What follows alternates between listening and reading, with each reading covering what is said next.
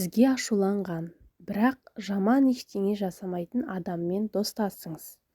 Себебі ашу адамның мінезін ашады. Бұл әлемде керектінің бәрі бар. Еңбек етсең, іздегеннің бәрі табылар. Жүрер болсаң тек адалдық жолында, бақытыңның шырағы да жағылар. Қамшының сабындай 5 күнде, алданба ғажайып 5 күнге. Сенуге болады өзіңе, сенуге болмайды ешкімге. Жалғанның бір тұтам құйрығы, шынтақтың шынайы сый құны. Алланың ақ жолы ақиқат, пенденің өзгерер пиғылы. Не маңызды? Адаммен қалай танысқаның маңызды емес, қалай араласқаның маңызды. Атқарған шен қызметің маңызды емес, адамдық ізетің маңызды. Доспыз деп жар салғаның маңызды емес, нағыз достығың маңызды. Қымбат көлігің маңызды емес, қымбатта адал көңілің маңызды. Қай жерде туғаның маңызды емес, адамдық парызды ұмытпағаның маңызды. Алыста жүргенің маңызды емес, қай жерде жүрсең де қадіріңді жоғалтпау маңызды. Қанша оқу орнын бітіргенің маңызды емес, адамдық тірлік, азаматтық іс бітіргенің маңызды. Әйтеуір тірі болып, бос жүргенің маңызды емес, жарқырап жайнап өкінбейтіндей өмір сүргенің маңызды. Әлемнің жақсысы өзім деп біліңіз. Қып-қысқа өмірде ойнаңыз, күліңіз. Бітпестей боп жүрген мына қу жалғанда, жай ғана жолаушы жандардың біріміз. Өмірдің әр күні Алланың сыйы ғой. Ендеше Аллаға шүкір деп жүріңіз. Бір-екі белестерді бағындырған кезде, бір жұмыстарың өрге домалаған кезде, жолың ашылып, армандаған армандарыңа, алға қойған жоспар мақсаттарыңа жеткен кезде, бір кісілерде тәкаппарлық мінез пайда болады. Бәріне өзім жеттім, өз қолымды өз аузыма өзім жеткіздім деп, көкірегін ұра бастайды. Негізінде олай емес екенін, Алланың берген бағы, сыйы, несібесі екенін ұмыт қалдырады. Адамның жаны қаншалықты лас болса, соншалықты менмен тәкаппар болады. Жаны жетпеген шыңға тұмсығымен жетуге тырысады. Асып-тасып төгілетін, алқынып ұшатын көңіл-ай, өзгерместей көрінетін, баянсыз 5 күндік өмір-ай. Қит еткенде елеңдеп, әркімге бір төмендеп, өмір сүрме ешқашан ақтығыңды дәлелдеп. Адамға ештеңе жақпайды, ақ болсаң да таптайды. Төмендей берсең алдында, езіп жаншып тастайды. Шықса да мейлі ығырың, биікте тұрсын тұғырың. Адамдарға ақталып жүргеніңде, жетпей қалмасын бауырым бір ғұмырың. Адам дүниеге келгенде тәкаппар болып туылмайды. Адам туылғанда таза, пәк күйінде болады. Тәкаппарлық адам баласына жолдан жабысатын мінез. Мен темекі тартпаймын, бірақ қалтамнан сіріңке тастаған емеспін. Жүрегіме күмән кіріп, күнәға қарай қадам басып бара жатсам, сіріңкені жағып, алақаныма қойып, сен мына ыстықтың өзіне шыдамай тұрсың, ертең тозаққа қалай шыдайсың деп өзімді тежеймін.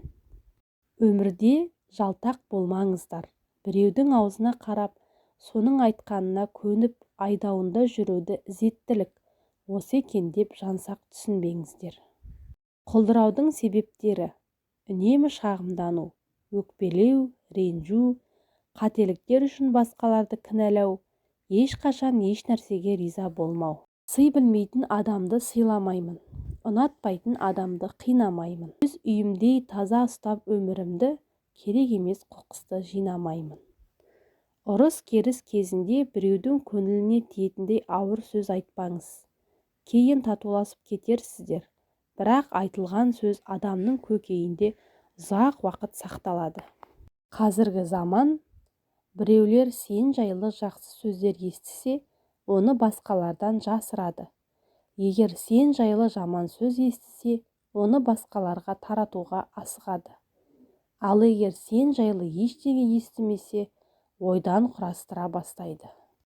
Кейбір адамдарды қатты жек көріп кетпеуді қаласаң, кейде оның жалғыз шешімі олардың өмірінен шығып кетуің ғана. Өз қадірін білетін қанағатшыл адам өзгеге қызғаныш жасамайды. Пейілі кең болғандықтан бақытты өмір сүреді. Өзімшіл бейшара адамдар өзгенің жақсылығына іші күйіп, қызғаныштан жарылардай болып өмірін қайғырумен өткізеді. Жақсыға қылсаң жақсылық нұр болып өзіңе қайтады. Жаманға қылған жақсылық жыр қылып өсек айтады. Кісіге жақсылық жасамас бұрын, ол адамды дұрыс танып білген дұрыс па деп қалдым. Себебі, мен өмірімде сондай адамдарға тап болдым және қалған өміріме азық боларлықтай үлкен сабақ алдым. Ет пен сүйектен жаралған пенденің бәрі бірдей емес. Адамды танып білуден қателеспеңіздер деген кеңес айтар едім. Адам екі уақытта үнсіз қалады. Бірі бәрін түсінгенде, енді бірі бәрінен көңілі қалғанда. Өмірде ең қиын не екенін білесіз бе? Алланың сынағы, жүректегі мұң, іштей жылаймыз, сырттай күлеміз. Мұңаймашы, қалса дағы гүлің солып, сен мықтысың, бәрінен де бүгін соңық. Күндейтіндер аз емес, күндей берсін. Күндегеннен қалмайды күнің сөніп.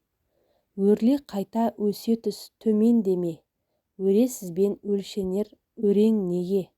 Қанша бірақ биіктеп кетсең дағы, дұшпан барын ұмытпа, төбеңде де. Болмай тұрма көңіл күйің, түсінемін, өмір қиын. Сен еңсеңді түсірмеші, ұсынады өмір сыйын. Кімге керек жылағаның, пенделерден сұрамағын. Тас жүрекке айналған көп, сабақ болар құлағаның. Әйелің қабағын түйіп керілсе, шай құйып беруге ерінсе, ұлың ұрысқа сай болса, керінің керіске сай болса, қызың сумақай болса, сол үйдің берекесі кетеді. Жақсы адам жақсы сөзді тереді, жақсы ойлап жақсылыққа сенеді. Жақсы достар бірін-бірі қолдап тек, бар жақсысын қолындағын береді. Сыйластықтан жасай берші жақсы адам, сыйластық қой біздерге ең керегі. Құрметті оқырман, видео ұнаса, лайк басып, комментарий қалдыра кетіңіз. Және де каналымызға тіркеліп алуды ұмытпаңыз.